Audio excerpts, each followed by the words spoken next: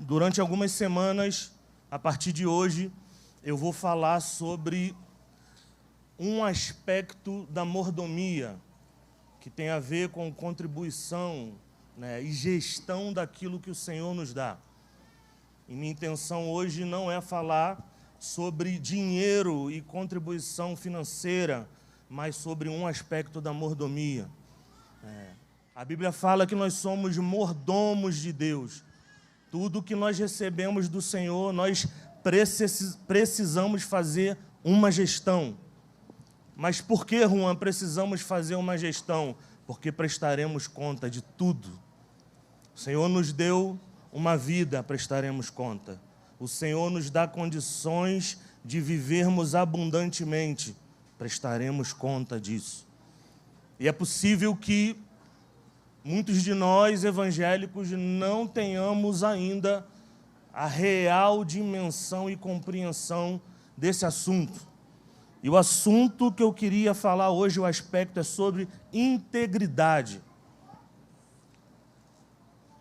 Sobre integridade. Então, toda vez que nós pensamos em contribuição financeira, no senso comum da Igreja Evangélica Brasileira, nós pensamos em obrigação. Quantos aqui já tiveram essa percepção? Eu sou obrigado a dar o dízimo. Pode levantar a mão. Eu sei que todo mundo aqui já viveu essa cruz. E, biblicamente, a contribuição financeira ela está ligada à lei, né? O dízimo e oferta. E por muitas vezes você vai me ouvir falar aqui nessa igreja sobre mais contribuição financeira do que a palavra dízimo. E isso é intencional, porque o dízimo na nova aliança, no aspecto da lei, ele cai sobre o aspecto da obrigatoriedade. Então, Juan, você está falando para mim que eu não sou obrigado a dar o dízimo? Isso mesmo. Porque Jesus, ele tira a obrigatoriedade da lei, o peso da lei, que não poderia ser cumprido através de todas as coisas que nós fazíamos, sacrifícios, e traz para o aspecto da graça de Deus. Enxergar a obra de Cristo e, a partir de Cristo, nós contribuímos.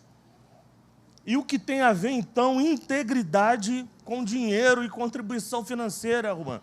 Integridade tem a ver com ser inteiros. E nós vivemos numa cultura evangélica onde nós temos uma dualidade muito forte no nosso meio. Então, me explica melhor, Juan, o que é essa dualidade? Muitos de nós temos um aspecto de uma vida espiritual nos dias que tem culto, e nós não nos vemos espirituais no dia que nós estamos trabalhando no nosso trabalho secular. Então, a minha vida espiritual versus a minha vida secular. A minha vida de casado versus a minha vida dos projetos que eu estou pensando e trabalhando para alcançar.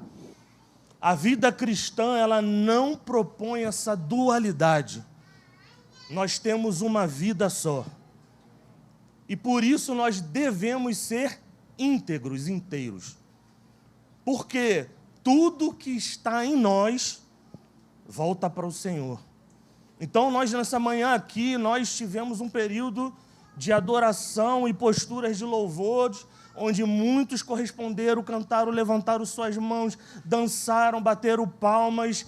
Deus é digno dessas coisas, irmãos. Aleluia! Só que quando chega no aspecto da contribuição financeira, parece que vira uma chave no coração de muitos. E esses irmãos, seja lá qual for o motivo, seja esses que eu citei atrás, ou alguns outros a mais, que podem ser idolatria ao dinheiro, paixão às coisas terrenas, e essas pessoas, elas não contribuem com o aspecto de que foram alcançados por Cristo e tem que se viver uma vida inteira para Cristo, porque tudo que nós fazemos é para o louvor da sua glória. Então, quando nós ouvimos frases bíblicas que dizem O filho só faz o que vê o pai fazer. Isso está apontando para uma imitação. Quando nós vemos Paulo falar, sede meus imitadores, como eu sou de Cristo. E aqui eu queria separar dois aspectos na nossa vida, que é a nossa vida pública e a nossa vida reservada. Isso quer dizer o quê? Nós temos um papel como cristão em dar um testemunho público. Quem concorda com isso? Amém. Isso é senso comum. Mas é possível que a gente conheça algum cristão que trabalha em algum lugar e as pessoas não façam ideia que ela é cristã. É possível que você estude numa faculdade, num colégio, e as pessoas não façam ideia que você é um cristão. Por quê? A sua mente ela não compreende o seu papel de ser um cristão e ter que dar testemunho público com a sua vida, com o seu jeito de viver. Paulo vai falar que nós somos cartas vivas. E é muito interessante essa palavra porque a carta precisa ser lida. Então, como testemunhas de Cristo, como cristãos, como pessoas que são íntegras, o que estão lendo da nossa vida?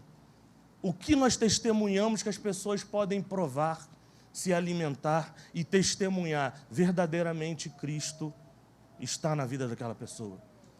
E ouso dizer, irmão, se você não faz isso no seu trabalho, na sua escola, na sua família, você precisa converter ao Senhor Jesus. Porque Jesus não te salvou para que você tenha uma vida reservadinha para você e você fique bem confortável. E aí o segundo aspecto é a vida reservada, que é um ponto mais complicado. E eu vou te explicar por quê. Quando nós temos esse aspecto da contribuição financeira em nós, as pessoas não veem se nós contribuímos ou não. Não é isso? Ninguém sabe se alguém aqui nesse lugar é um bom contribuinte, se ela não falar. E aí a gente abre um precedente perigoso. Parte desse testemunho que é reservado, ele depende da nossa integridade com Deus. Ninguém vê, mas o Senhor vê. Ninguém está vendo se eu contribuo ou não, mas Deus está vendo se eu contribuo ou não. Mas, Juan, você falou que na graça nós não temos obrigação de contribuir. É isso mesmo. Mas existe algo que é retribuir. O significado de contribuição é você vê uma necessidade e você coloca no seu coração se você vai contribuir ou não. Então você se afeiçoa com uma necessidade. Por exemplo, existe uma necessidade de botar um ar-condicionado a mais aqui. Tá calor, não está, irmão? Então a gente pressupõe na lógica, precisamos de mais uma máquina aqui. Então, por essa lógica, você pode ser movido a contribuir. Deixa eu botar um galo aqui de oferta hoje, porque para a gente conseguir diminuir esse calor terrível aqui. E você pode ser livre para fazer isso nessa manhã. Só que a retribuição é quando nós compreendemos de dentro. E aí existe um modo de vida que Jesus tinha, que era se mover por íntima compaixão. É entender por dentro a dor da pessoa. Mas o que tem a ver dinheiro com dor, irmão, não tem a ver com dinheiro e nem dor. Tem a ver com você compreender que Cristo fez uma obra. Logo, a obrigatoriedade da lei, ela cessa para dar lugar a pessoas que retribuem generosamente com o seu coração. E aí, em vez de eu ter o jugo da lei no meu ombro, eu tenho a gratidão de retribuir ao Senhor pela sua obra. E aí, dentro desse conceito, 10% é pouco pelo aquilo que Jesus fez na minha vida. Quantos aqui são alegres porque Jesus salvou você, irmão? Irmão, eu penso nisso todos os dias da minha vida. De verdade, se Jesus não tivesse salvo, eu já estaria morto. E estaria, nesse exato momento, gozando do inferno, com muitas dores e lamentos, para toda a eternidade. Mas existe algo que nós precisamos entender como cristãos, é que nós contribuímos não pela necessidade que vemos, irmão. Jesus fez uma aliança conosco que nos leva a ver a necessidade, sim. Mas Jesus, ele está querendo trazer para o nosso coração que eu não preciso ter mais jugo e eu posso contribuir deliberadamente com o meu coração, generosamente. O que era o jugo no Antigo Testamento? Fica de pé, Daniel. Era uma peça dupla que se colocava nos bois que carregavam carga. Então, aquilo prendia no meu pescoço e prendia no pescoço do outro animal, que não é o caso do Daniel. É o Daniel aqui o exemplo. Aí vamos supor, eu, por ser mais alto, eu carregava o maior peso do jugo. Então, na jornada de carregar o peso de carga, aquele jugo era mais suave para o Daniel e mais pesado para mim. Jesus, quando fala na sua palavra que ele tornou o nosso jugo leve, ele está falando que ele está carregando o nosso peso. E isso não é só o peso da vida comum. Ele está tirando de nós toda a possibilidade de sermos idólatras, avarentos, pessoas que não enxergam a generosidade como meio de vida.